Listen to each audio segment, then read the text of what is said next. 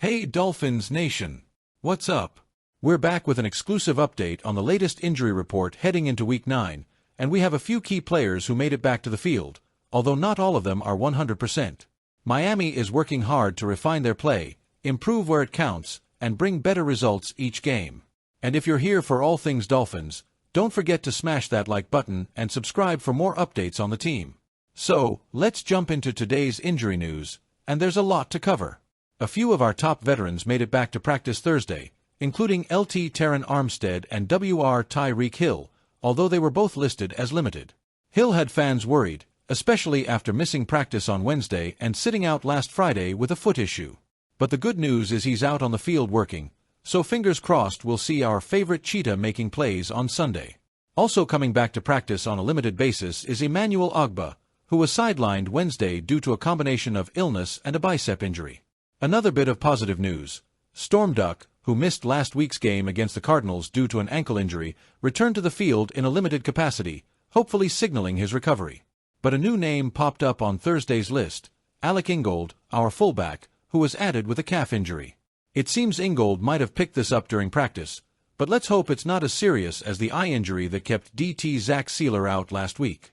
Now, the players who didn't practice 2 days in a row include S. Jevon Holland with a hand and knee issue, CB Kader Kohu nursing a neck injury, TE Julian Hill with a shoulder problem, and, of course, DT Zach Sieler, who we just mentioned. Their absence is notable, as these guys are key to the depth and performance of our defense. Switching gears, let's talk about the Dolphins who remained limited both Wednesday and Thursday. LB Jordan Brooks, with a thigh and wrist issue, DT Benito Jones, who's managing a knee problem, and WR River Crocraft, who was recently designated to return. Crocraft's return is something fans have been waiting for. After being sidelined for 8 weeks with a shoulder injury, he's back in action on the practice field. This opens up a 3-week window for the team to add him back to the active roster, giving Tua another versatile target. Crocraft's reliability could be a serious advantage for us, especially against a strong team like the Bills. We also have some consistency with a few players listed as full participants both days. LB Tyus Bowser, OL Robert Jones, and T. Jonnu Smith, so that's solid news. And speaking of the Bills, Buffalo made some changes to their injury report too. The most notable is CB Christian Benford, who went from full to limited practice due to a wrist injury.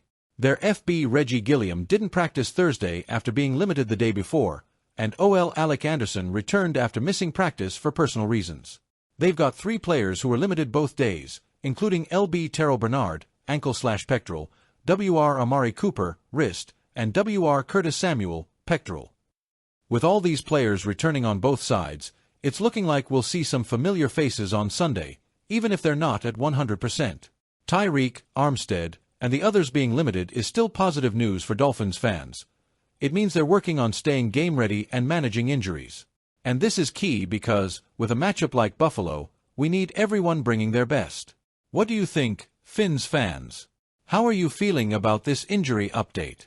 Will Tyreek's return be enough to shake up Buffalo's defense? And what are your thoughts on Crocraft making his way back? Drop a comment below, and let us know your take. If you're as pumped as we are for the game, hit that like button, subscribe, and turn on notifications so you don't miss any updates leading up to Sunday. Thanks for tuning in, and as always, go Fins!